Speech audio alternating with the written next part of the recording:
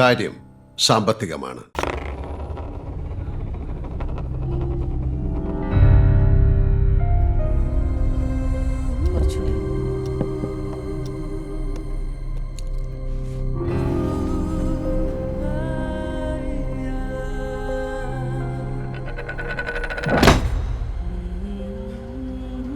കളി നിർത്ത്, കാര്യം പറ.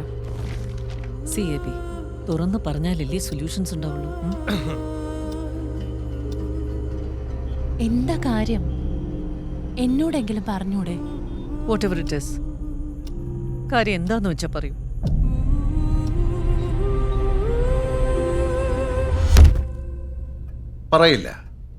പറയില്ല. കാര്യം സാമ്പത്തികമാണ്.